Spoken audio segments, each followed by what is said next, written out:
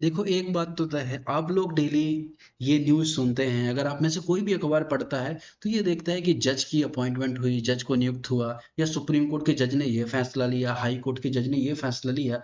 लेकिन आप ये नहीं जान पाते कि एक जज की नियुक्ति कैसे होती है, या एक हाई कोर्ट में, सुप्रीम कोर्ट में जज किस तरह से बनता है, चीफ जस्टिस किस तरह से बनता है, क्या प्रोसेस होती है उसकी, क्या उसके पीछे कानून है। अगर आप बिगिनर हैं या आप एक्सपर्ट हैं, तो भी कोई ना कोई लेवल पर आपको ये बात अच्छे से नहीं पता होती। आज का जो पूरा टॉपिक है वह करंट अफेयर से भी जुड़ा हुआ है और स्टैटिक से भी जुड़ा हुआ है। आज जो न्यूज़ थी उसमें क्या था, कैबिनेट ने अप्रूव किया है 4 मोर जज फॉर सुप्रीम कोर्ट।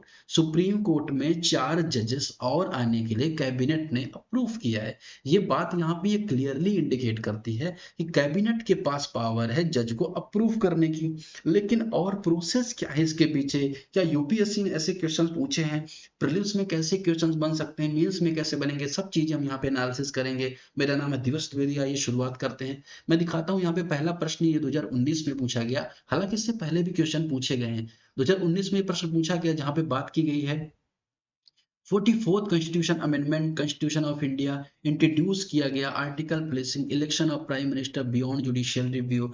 वहीं सुप्रीम कोर्ट में 99th अमेंडमेंट जो बिल आया था उसको लेके, जो जजमेंट था सुप्रीम कोर्ट का, उसको लेके क्वेश्चन बना। फिर आप देखोगे 2017 में मेंस में प्रश्न बनता है क्रिटिकली एग्जामिन करने के लिए सुप्रीम कोर्ट को judgement on NJEC, National Judicial Appointment Commission क्या है, इसको लेके सुप्रीम कोर्ट ने क्या जजमेंट दिया, उसको लेके क्रिटिकली एनालिसिस करने के लिए क्वेश्चन आया। तो ये बहुत ही हॉट टॉपिक है जो लगातार क्वेश्चन में पूछा जाता है। तो हम इसे 360 डिग्री एनालिसिस करेंगे, प्रैक्टिस क्वेश्चन भी अटेम्प्ट करेंगे। आइए शुरुआत करते हैं। बात करते हैं सबसे पहले कि आखिर फुल कंप्लीटली हिंदी और इंग्लिश दोनों में डिस्कशन रहेगा। हिंदी में पीपीटी यहाँ पे रहेगी, जिससे हिंदी मीडियम कैंडिडेट को भी कंटेंट थोड़ा सा अच्छा मिल पाए। तो कॉलेजियम प्रणाली, ये कॉलेजियम प्रणाली आखिर क्या होती है ये आपको समझना जरूरी हो जाता है। अगर आपको ये पता है कि जज नियुक्त कैसे होते हैं, इनको लेके अगर आपको ये प्रोसेस पता है, तो फिर आप कॉलेजियम प्रणाली को समझ पाएंगे।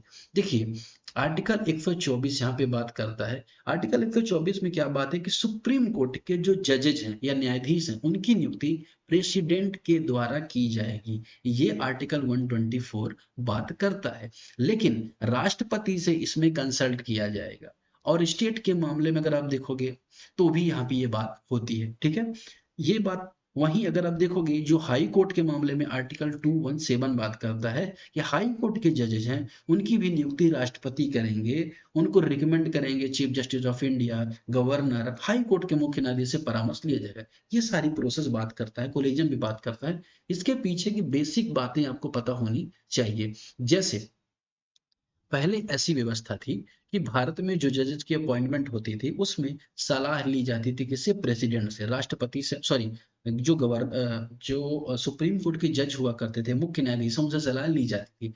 फिर पहला मामला आता है 1981 में, जिसे फर्स्ट जजेस केस कहा जाता है। अभी अभी तक क्या था, जो कंसल्टेशन अर्थ था, वो कंसल्टेशन का अंत को करंश नहीं था, सहमति नहीं था, केवल विचारों का आदान प्रदान था। मतलब यहाँ पर क्या था कि अगर जो सुप्रीम कोर्ट के जो चीफ जस्टिस हैं उन्होंने जो सलाह दी राष्ट्रपति को, वो जरूरी नहीं है कि वो माने। मतलब क्या है, यहाँ पर एग्जीक्यूटिव या प्रेसिडेंट के पास अल्टीमेटली पावर होती थी जज को अपॉइंटमेंट करने की। तो फर्स्ट जजेस केस में ये मामला आया, तो इस मामले में ये निष्कर्ष भी निकला। फिर बात आती है 1993 में सेकंड जजेस केस की। सेकंड जजेस केस में क्या होता है, जो ये कंसल्टेशन का वर्ड था, परामर्श का वर्ड था, इसकी परिभाषा बदल गई और इसे सहमति कर दिया गया। मतलब क्या, सीजीआई की जो सलाह है वो राष्ट्रपति पर बाध्यकारी होगी। मान लीजिए किसी भी पर्सन ए को सीजीआई ने बोला, चीफ जस्टिस ऑफ इंडिया ने कहा इसे जज बनाना है, तो राष्ट्रपति को वो सलाह माननी पड़ेगी। ऐसा सेकंड जजेस केस में आया। ठीक है, तो ये बात सेकंड जजेस केस 1993 की है। फिर मामला आता है थर्ड जजेस केस का, तृतीय न्यायाधीश मामला का, जहां पर बात होती है कि ठीक है आप सलाह तो देंगे, लेकिन ये जो सलाह होगी उसमें 4 और जज भी शामिल होंगे। मतलब मुख्य न्यायाधीश जो है भारत के, 4 अन्य न्यायाधीश जिन जिनका नाम देंगे उनको अपॉइंट करना पड़ेगा, किसको, प्रेसिडेंट को। ये बात हुई, ठीक है। फिर अब देखिए यहाँ पर क्या मामला हो गया, यहाँ पर मामला आ जाता है कि भाई अगर कोई भी व्यक्ति अपने डिपार्टमेंट में खुद ही नियुक्ति करने लगेगा तो पक्षपात की समस्या आ जाएगी। ये मेंस का एंगल यहाँ पे हो जाता है, इसे भी हम यहाँ पर देखेंगे। तो यहाँ पर एक पार्लियामेंट एक्ट लेके आती है, एनजेसी एक्ट, एनजेएसी एक्ट, जिसे 99 कॉन्स्टिट्यूशन अमेंडमेंट बिल के माध्यम से लाया गया।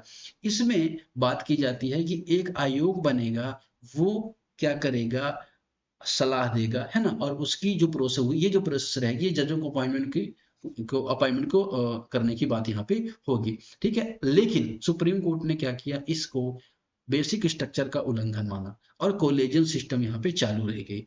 अब कॉलेजियम सिस्टम यहां से इंपॉर्टेंट आ गया कि भाई ये कॉलेजियम सिस्टम क्या है, जिसकी वजह से सुप्रीम कोर्ट ने अपने जजमेंट में एनजेएसी के कानून को ही संविधान का उल्लंघन मान लिया। तो कॉलेजियम सिस्टम के बारे में जानना जरूरी है। कॉलेजियम सिस्टम क्या है, सुप्रीम कोर्ट और हाई कोर्ट में जज होते हैं, उनका अपॉइंटमेंट हो या ट्रांसफर हो, उनको करने का एक सिस्टम है जिसे कॉलेजियम सिस्टम कहा जाता है। अब ये स्टेटमेंट आता है, क्या इसका उल्लेख संविधान में है? जी नहीं, इसका उल्लेख संविधान में नहीं है, बल्कि अलग अलग जजमेंट के माध्यम से ये डेवलप हुई है। अब ये जो कॉलेजियम होती है, सुप्रीम कोर्ट में नियुक्ति के मामले में अलग होती है, हाई कोर्ट में नियुक्ति के मामले में अलग होती है।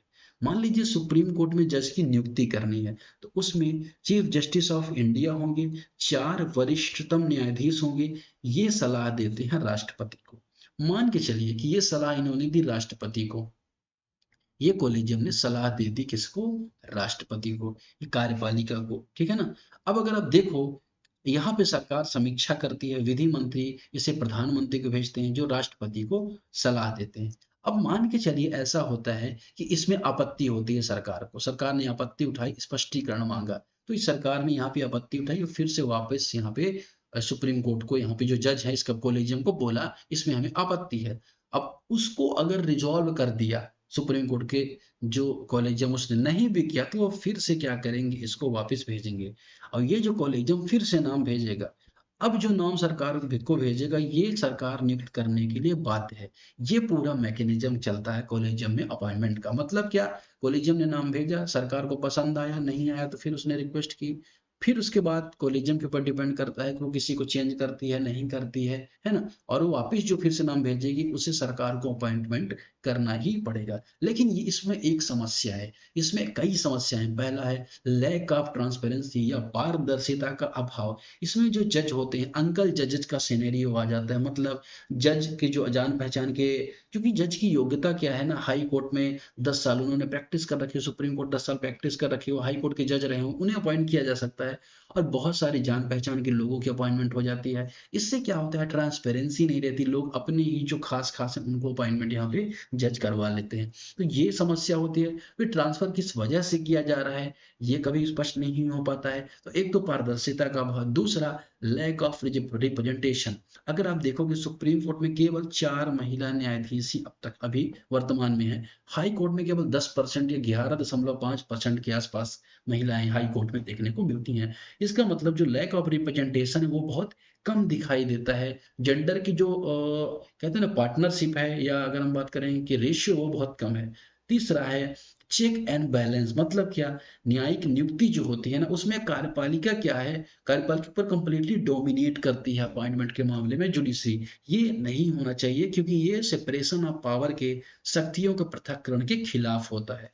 चौथा है नेपोटिज्म, कि भाई भतीजावाद का आरोप लगता है जो जस्टिस होते हैं उन पर। और लॉ कमीशन जो विधि आयोग है, उसने भी यही कहा कि ये नहीं होना चाहिए नेपोटिज्म, किसमें प्रोसेस यहाँ पर हो सकती है। पांचवा जुडिशियल वैकेंसी, इसमें जो अपॉइंटमेंट होती है बहुत ज्यादा स्लो होती है। इस वजह से अगर आप देखोगे जो पेंडिंग केस हैं, करोड़ों की संख्या में आप केस पेंडिंग देखने को मिलेंगे। तो ये समस्या देखने को आपको मिलती है किसमें, कॉलेजियम में। तो हमने अभी कॉलेजियम देखा, अपॉइंटमेंट सिस्टम देखा, कॉलेजियम देखा, चैलेंजेस देख लिए कॉलेजियम के, फायदा भी कुछ कॉलेजियम का है। फायदा क्या है अगर आप देखोगे, सिर्फ फायदा क्या आपको देखने को मिलेगा। सब फायदा ये कि अगर पार्लियामेंट यहाँ पे नियुक्ति करती है तो पार्लियामेंट चाहेगी कि जो कैबिनेट है या जो प्रधानमंत्री के जो लोग हैं वही जुडिशरी में अपॉइंटमेंट हो या पार्टी के लोग ही अपॉइंटमेंट हो। तो इससे क्या हो जाएगा, इससे जुडिशरी में भी कहीं ना कहीं एग्जीक्यूटिव का डोमिनेंस हो जाएगा। इस वजह से भी कॉलेजियम का जो तर्क है ये माना जाता है कॉलेजियम सही है। हालांकि सच्चाई दोनों के बीच में ठहरती है, वो बात भी हम यहाँ पे समझेंगे, लेकिन उससे पहले कुछ कॉन्स्टिट्यूशनल एक्ट के बारे में जानना जरूरी है। जैसे आर्टिकल 1 to 4 क्या कहता है, बात करता है सुप्रीम कोर्ट के जज अपॉइंट होंगे प्रेसिडेंट के द्वारा। कंसल्टेशन किसके द्वारा की जाएगी, सीजीआई के द्वारा की जाएगी या कॉलेजियम के द्वारा सलाह दी जाएगी। उस 124 के तहत उसमें सुप्रीम कोर्ट में जज को अपॉइंट किया जाएगा। आर्टिकल 217 बात करता है हाई कोर्ट के जज अपॉइंट किए जाएंगे प्रेसिडेंट की सलाह पर, है ना। और हाई कोर्ट के जज में भी अगर आप देखोगे चीफ जस्टिस ऑफ इंडिया, यहाँ पर मैं आपको दिखा देता हूँ। जब हाई कोर्ट का कॉलेजियम बनता है उसमें जो मुख्य न्यायाधीश होते हैं चीफ जस्टिस ऑफ इंडिया, दो अन्य न्यायाधीश मिलकर क्या करते हैं, उनमें एक न्यायाधीश कंसर्निंग स्टेट के भी होते हैं, उनसे मिलकर क्या की जाती है, सलाह यहाँ पर ली जाती है। ठीक है, तो ये बात हो गई। तीसरा इंपॉर्टेंट आर्टिकल 1 to 7 एडहॉक जज के बारे में।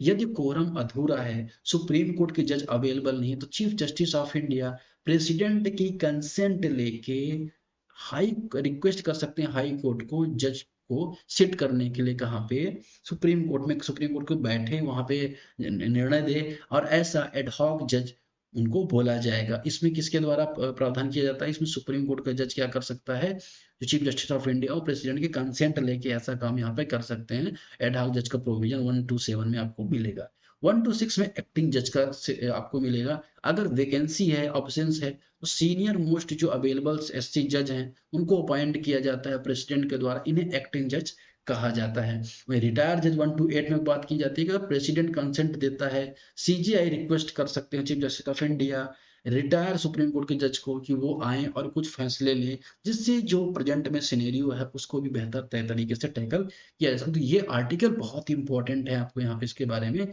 याद रखना है। ठीक है, अब आगे बढ़ते हैं, बात कर लेते हैं यहाँ पर कि आखिर समाधान क्या होना चाहिए। समाधान ये होना चाहिए कि हमें एक बेहतर विकल्प अपनाने की आवश्यकता है। विधि आयोग ने यहाँ पे सलाह दिया था कि जो हाई कोर्ट सुप्रीम कोर्ट के जज का जो चयन है उसमें जुडिशियल एग्जीक्यूटिव की इक्वल रोल होनी चाहिए, सेवानिवृत्ति की आयु भी निश्चित होनी चाहिए, है ना। ये सारी बातें यहाँ पे बात करने की थी किसने, विधि आयोग ने। साथ ही मेमोरेंडम ऑफ प्रोसीजर बेहतर होना चाहिए, ट्रांसपेरेंसी रखी जानी चाहिए। या अगर हम बात करें तो एक जैसे यूपीएससी या अन्य बॉडी उसी तरह से एक जुडिशियल कमीशन बनाया जा सकता, ऑल इंडिया जुडिशियल सर्विसेज को स्टैब्लिश किया जा सकता है, उसके माध्यम से भी क्या किया जा सकता है, अपॉइंटमेंट यहाँ पर की जा सकती है। ठीक है, ये जो प्रश्न है जिसमें बात की जा रही है इसमें सही आंसर तो आपको पता ही बी ही होगा। दूसरा जो क्वेश्चन है इसमें क्रिटिकली एग्जामिन करने के लिए कहा गया था, जिसमें आपको आपको इसमें आंसर कैसे करना था ये भी मैं आपको इसमें बताऊंगा। अगर यहाँ पे प्रश्न पूछेगा तो सबसे पहले आपको टैकल करना था क्या, गिव मी अ सेकंड। हाँ, तो इसमें इंट्रोडक्शन आपको क्या देना है, इंट्रोडक्शन आपको बताना है कि इसके बाद एनजेएसी के बारे में बनाना है कि भाई एनजेएसी क्या है। 99 कॉन्स्टिट्यूशन अमेंडमेंट के द्वारा एक ऐसा कोर्ट, ऐसा अपॉइंट कमीशन बनाया गया है जो जजों की नियुक्ति के संबंध में है, जो वर्तमान में कॉलेजियम सिस्टम के माध्यम से हो रही थी। इंट्रोडक्शन के बाद आपको बताना है कि सुप्रीम कोर्ट के रिसेंट जजमेंट को आपको बताना है ना। इसे सुप्रीम कोर्ट के जजमेंट से पहले आपको यहाँ बताना है की इश्यूज क्या क्या है। तो की इश्यूज में आप क्या क्या बता सकते थे इसमें, गिव मी अ सेकंड। हाँ, की इश्यूज में क्या क्या बता सकते थे, आप ये बता सकते थे कि इसमें जजेस जो सुप्रीम कोर्ट के जजेस हैं या जुडिशरी है, एग्जीक्यूटिव है, उनके बीच बैलेंस नहीं रखा गया है, एग्जीक्यूटिव की तरफ ज्यादा झुकाव हो गया है ना। लॉ मिनिस्टर को भी अगर आप देखोगे जो सुप्रीम कोर्ट के जज के अपॉइंटमेंट में इन्वॉल्व है। तो ये सारी बातें यहाँ पर की इश्यूज में आप बता सकते हैं। तो सुप्रीम कोर्ट का हवाला दे सकते हैं, सुप्रीम कोर्ट का जजमेंट है उसमें सुप्रीम कोर्ट ने क्या जजमेंट दिया, इसको सुप्रीम कोर्ट ने बेसिक स्ट्रक्चर का उल्लंघन माना जिसे केशवानंद भारती के मामले से स्टैब्लिश किया गया था। फिर आपको इसमें वे फॉरवर्ड सजेस्ट करना है इस क्वेश्चन में आगे की राह, जिसमें आपको बताना है कि जुडिशरी में ट्रांसपेरेंसी होनी चाहिए, नियुक्ति में ट्रांसपेरेंसी होनी चाहिए, बैलेंस कमीशन बनना चाहिए जिसमें जुडिशरी के लोग, एग्जीक्यूटिव के लोग भी शामिल होने चाहिए। तो दोनों में बैलेंस होना चाहिए, है ना। और बात होनी चाहिए कि हम भारत में कॉपरेशन की बात होनी चाहिए, ना कि टकराव की। तो इस तरह का आप क्या कर सकते हैं, इसमें कंक्लूजन भी यहाँ पे आसानी से दे सकते हैं। तो ये पूरा जो एनालिसिस था किस टॉपिक को लेके था, यहाँ पे जुडिशरी को लेके था। इस क्वेश्चन को मैंने आज का जो 6 तारीख का जो करंट अफेयर उसमें मैंने टैकल किया था, यहाँ पे भी हम इसको आंसर देख लेते हैं। Consider the following statements regarding supreme court of India. 124 जो आर्टिकल डील करता है स्टैब्लिशमेंट ऑफ सुप्रीम कोर्ट से, ये बात भी यहाँ पे करेक्ट है, पहले स्टेटमेंट करेक्ट हो जाएगा। दूसरा, पार्लियामेंट के पास पावर है इंक्रीज करने की नंबर ऑफ सुप्रीम कोर्ट जजेस। सुप्रीम कोर्ट में जजेस को संख्या बढ़ाने की पावर किसके पास है, पार्लियामेंट के पास है। तीसरा, सुप्रीम कोर्ट के जज are appointed through the collegium system.